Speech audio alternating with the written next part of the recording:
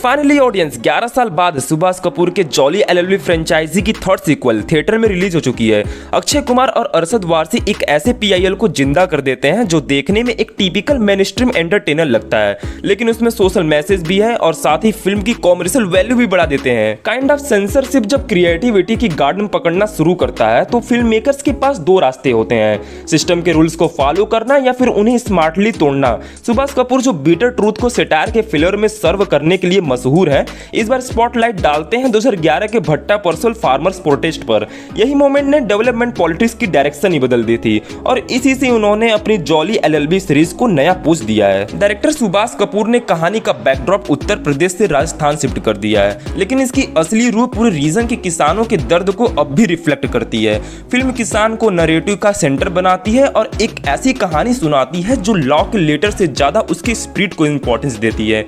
साथ ही ये मैसेज भी क्लियर है कि वेल्थ का फेयर डिस्ट्रीब्यूशन सोसाइटी के लिए कितना जरूरी है। ओवरऑल पूरे फिल्म के सिनॉप्सिस पे नजर डाले तो बिना कोई स्पॉइलर के बीकानेर के परसुल गांव का राजा राम, एक छोटा किसान और शायर, अपनी जान दे देता है क्योंकि सिस्टम उससे धोखा करके एक रियल एस्टेट टाइकून खेतन का साथ देता है। उसके बाद उसकी पत्नी जानकी इंसाफ की तलाश में एक एनजीओ की मदद लेती है और फिर उसकी मुलाकात होती है दो जॉली एडवोकेट्स से, अरशद वारसी और अक्षय कुमार, जो पहले दो इंस्टॉलमेंट से ऑडियंस के फेवरेट्स हैं। ये दोनों लॉयर्स कानून की टेक्निकलिटीज में तो परफेक्ट नहीं, लेकिन उनकी हिम्मत और जज्बा इतना है कि बड़े से बड़े पावर स्ट्रक्चर को टक्कर दे सकें। कहानी की प्रोग्रेशन बिल्कुल नेचुरल लगती है और उसकी प्रेजेंटेशन एकदम लाइवली और इम्पैक्टफुल है। सुभाष कपूर अपनी कहानी में किसान की तरफ खड़े नजर आते हैं, लेकिन वो इतनी वन साइडेड नहीं होते हैं। एक सीजन जर्नलिस्ट की तरफ वो दूसरे पहलू को भी सुनते हैं, इसलिए कैपिटलिस्ट का एंगल भी सामने आता है जो हमारी गांधीयन सोच और धन इकट्ठा करने की गिल्ड को क्वेश्चन करता है। एक्टर गजराज राव डायरेक्टर सुभाष कपूर के लिए एक दमदार चॉइस होते हैं जो कॉर्पोरेट की दुनिया की सोच को स्क्रीन पर जिंदा कर देते हैं। साथ ही फिल्म उन नैरेटिव्स को तोड़ती है जो एनजीओस को हमेशा विलेन बनाते हैं और एक्सपोज करती है कि थिंक टैंक का असली एजेंडा अक्सर कॉर्पोरेट के लिए चापलूसी करना ही होता है। सच ये है कि कहानी एक स्टेज के बाद बायस्ड लगती है। ये ज्यादा फोकस करती है जमीन वाले किसानों पर और उन फार्म वर्कर्स को इग्नोर कर देती है जो असली में पॉलिटिशियन कॉर्पोरेट नेक्सस का बैकबोन बने।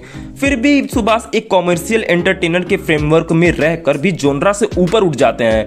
उनका मैसेज क्लियर है, सोशल कॉन्ट्रैक्ट ऐसा होना चाहिए जिसमें अमीर और गरीब के लिए अलग अलग रूल्स ना हो। ये कहने के बाद भी फ्रेंचाइजी सिनेमा अपनी चैलेंजेस के साथ आता है। पहले के दो इंस्टॉलमेंट से बनी एक्सपेक्टेशन और इमेज को मेंटेन करना पड़ता है, इसलिए स्ट्रक्चर में ज्यादा एक्सपेरिमेंटेशन की जगह नहीं बची। ये थोड़ा हैंडीकैप बन जाता है क्योंकि ऑडियंस के लिए नई चीज नहीं रही। डायरेक्टर सुभाष कपूर एक पैटर्न को फॉलो करते हैं, स्टेज सेट करते हैं और फिर कोर्टरूम डायलॉग में शिफ्ट कर जाते हैं, जो केस आगे बढ़ने के साथ इंक्रीजिंगली प्रीची लगने लगता है। डायरेक्टर सुभाष ने अरशद के बदले अक्षय को ले आके फिल्म की कॉमर्शियल वैल्यू को बूस्ट कर दिया था। पिच ज्यादा बोल्ड हो गई थी, लेकिन उनका पर्सनल वॉइस थोड़ा डाइल्यूट लगता था। इस बार वो दोनों अप्रोचेस के बीच एक बैलेंस ढूंढने की कोशिश करते हैं और ये कोशिश क्लियरली दिख रही है।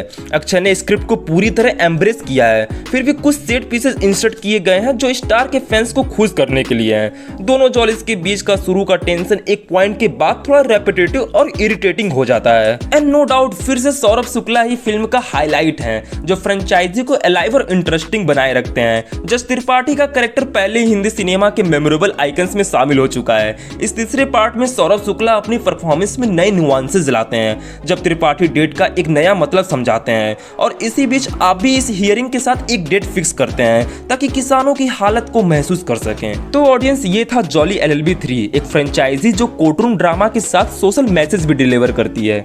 सौरभ शुक्ला ने फिर से शो स्टील किया और अक्षय अरशद का जुगलबंदी थोड़ी रेपिटेटिव जरूर है, लेकिन फिल्म के हार्ट को डिफाइन करता है किसानों की स्ट्रगल और सोशल जस्टिस का मैसेज। और अगर आपने इस फिल्म को देख लिया है तो आप अपने ओपिनियन जरूर से कमेंट में बता सकते हैं और साथ ही चैनल को सब्सक्राइब कीजिए ऐसे और ऑनेस्ट मूवी रिव्यूज के लिए। और मैं मिलता हूँ आपसे अगले वीडियो में, तब तक के लिए कीप वॉचिंग अनसोल्ड।